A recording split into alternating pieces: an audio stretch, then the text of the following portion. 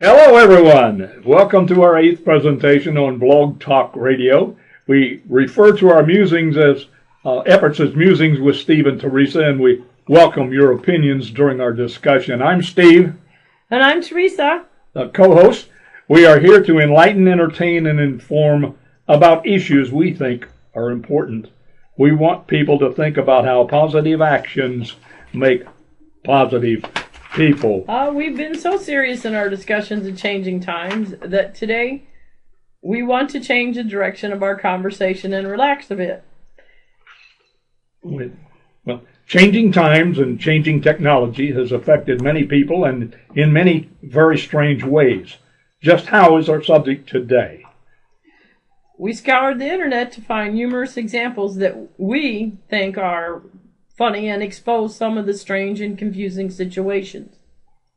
Some tales point to lack of understanding of people, of technology, even the situation. Some show lack of thought, and some are just funny. Oftentimes we take life too serious when it's just simply meant to enjoy. For your enjoyment, we present our results. Now, if you want to join our discussion later on, we can call us at 347-308-8409. You'll be next in line. Now that's, again, 347-308-8409. Yeah, and this week I want to start out, since we're doing comedy this week, we're going to tell jokes. And, well, this one is, last week, a friend of mine, she brought home one of those new little DVD players. You know, the little tiny self-contained unit that all it does is play a DVD. And she showed it to her 5-year-old daughter and asked if she wanted to play with it. Well, the child says, well, what does it do? It allows you to put a DVD movie inside and watch them. The kid wanted to know if she could download them off the internet and watch them. I said, no, you have to go to the store and rent or buy the DVD. She said, can I play games? No. Can I watch Netflix? No. Can I install apps on it? No. Can I hook it to the internet? Again, no. And she said, well, no thanks, Mom. I think I'll just use the iPod. And so goes our new civilization. The advent of the new technology is simply astounding. Now, here's one.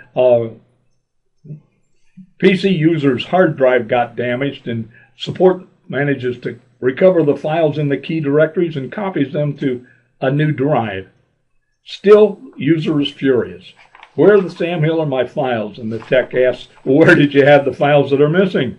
I used to save them in that cute can. The icon says recycle. Since I use files a lot, I thought it was a good place for the files I reuse often. That's just amazing that somebody could mistake the garbage can for reuse often. Here's one. Says, a new hire says to his manager, my mouse pad is gone. Do you have another one?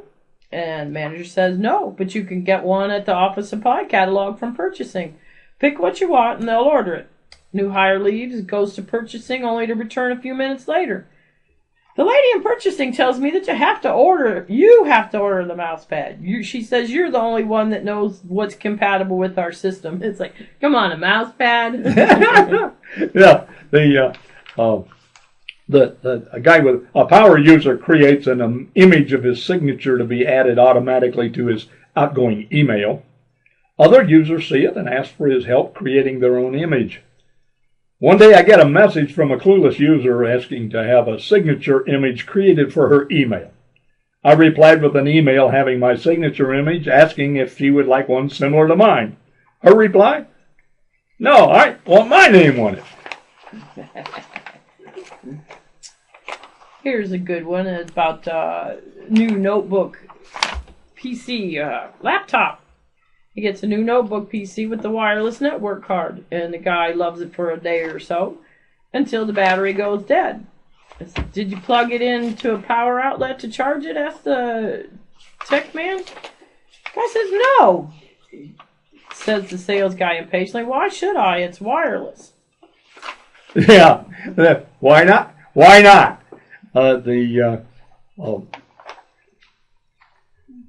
Trouble Ticket said When my computer is turned on, the person sitting next to me gets shocked. My computer makes a buzzing noise and she yells, "Please help." The support man went over and couldn't find a problem with the computer, but he does get another service request from the user at the next desk. He asks, "If you can't fix hers, can you make it at least shock somebody else?" And that works for me. Yeah, that'd be rough to come to work every day and keep getting shocked. Here's another one from the help desk. It says, "I can't connect with the internet," the user tells the help desk. After several minutes of troubleshooting, it was clear that the problem was the customer's operating system.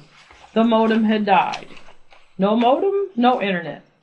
The impatient user's next question: "Where can I download another modem?"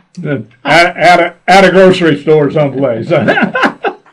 The computer usage and equipment is very multitudinous and not very easily understood. A systems administrator is browsing among the digital cameras at a big discount store when he overhears another customer complaining of the cost of the digital film for her camera. She said it's too expensive to keep buying memory cards because she fills them up so quickly. He explained to her that she can copy her pictures from the cards onto a computer, then erase the cards and reuse them. The customer is delighted for a moment. Then she frowns and says, "What am I going to do with those 25 extra cards?" How about that, Terry? I think she can resell those on the internet, can't she? Here's a good one from the help desk. "What kind of computer do you have?" A white one. Ba-dum-bum-bum. A new employee complains to the help desk that there's something wrong with her password. "No, it's not caps lock," said the user. "The problem is that whenever I type the password, the screen just shows stars." The tech explains, "Those asterisks are there to protect you so that if someone were standing behind you, they wouldn't be able to read the password." "Yeah," the user says, "but they show up even when nobody's standing beside me. Write it up." I always wondered why those little things were. Well, how am I supposed to know if I typed in the right words if I can't see them? Here's another one. So the lady says, she calls the help desk. She says, "I can't get my diskette out." Everybody remember diskettes, the little floppy guy? And said, "Have you tried pushing the button?" She said, "Yeah, it's really stuck." "Well, that doesn't sound good. I'll make a note for a service person." She said, "No, wait a minute. It's still on my desk. I haven't put it in yet. Sorry." The help desk says, "Click on my computer icon on the left of the screen." Your left or my left? Of course. Help desk says, "Hello, good day. How may I help you?" "Hello, I can't print." "Would you click start for me?" "Listen, pal, don't start getting technical with me. I'm not Bill Gates, you know." And so you can enjoy this, as you can tell. The customer calls the help desk, says, "Hi, good afternoon. This is Martha. I can't print. Every time I try, it says can't find printer. I've even lifted the printer and placed it in front of the monitor, but the computer still says it can't find it." How about that, Terry? Oh, mercy.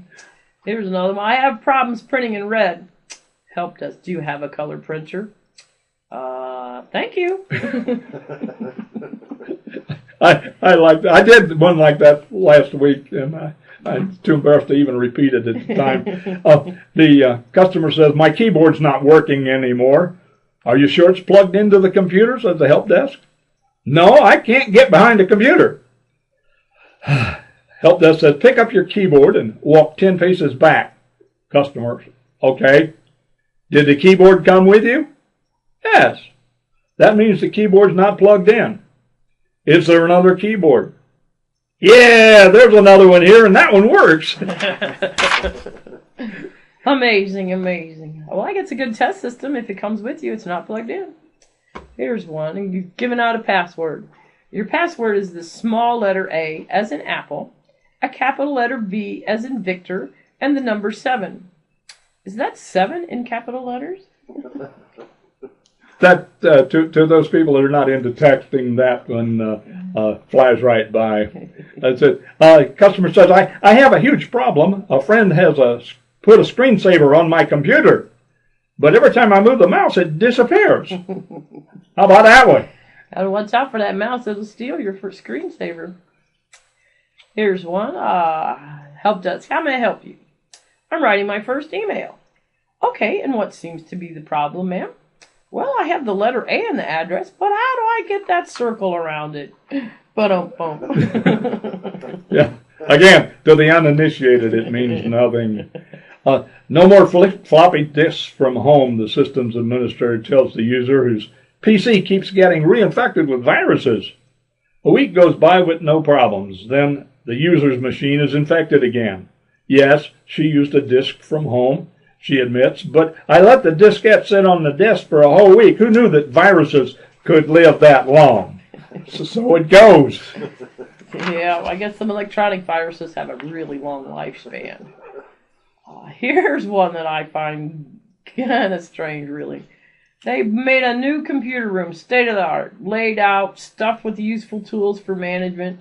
And the feature they're proudest of is the fact that they put the key card reader located much lower on the wall. And a key card is those little mystery cards that open locks. Magnetically.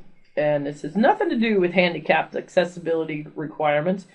They were there when the electricians are hooking it up, and they requested it to be that way. And they just want you to bang your butt up against the access screen while your key is in your back pocket, and it'll click over and save a tremendous amount of time.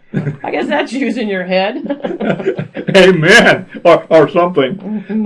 A computer guy was getting ready to leave for a conference. He requests a company laptop so that he can stay in touch with email while he's on the road. Our department has 4 or 5 high-end laptops for visiting staff, says the help desk, so I figured this would not be a problem. The request was denied, said the laptop keeper. Our IT department policy is that the laptops cannot be taken out of the building. Dum-de-dum-dum. I thought that's what they were for, portability. Here's one about chain email that we all love. After a chain email makes the rounds at a company, the systems admin sends an email to all users reminding them that it is against company policy, quoting from the employee handbook about appropriate email use. But the system administrator receives an extra copy with a directive at the top. Please print and distribute to all those employees without email access. You think a computer wrote that? Yeah, we wondered. Now, working on the requirements for a new version of an order processing application, the developer gets a very specific request from the user. On the accounts receivable screen, I want the system to tell me when I have checks left that I haven't deposited. In summary today, we did not attempt to educate or inform you. We merely tried to amuse you, hoping that we were successful and that our show is entertaining. Our mission in these Blog Talk presentations is to stimulate your thinking, prod your minds into new channels, pump up your interest in life, and rebuild your enthusiasm. Whether you're pro or con, we insist that you join us as we investigate, evaluate, and participate. Be part of the solution, not part of the problem. We want to thank you for listening to our podcast today. We will return with our continuing viewpoints next Tuesday at 2 p.m., February the 7th, with continuing tales of our grandparents about amusing past. I'm Teresa. And I'm Steve. And thank you for listening. Think positive, be positive, live positive. And have a great day. Goodbye.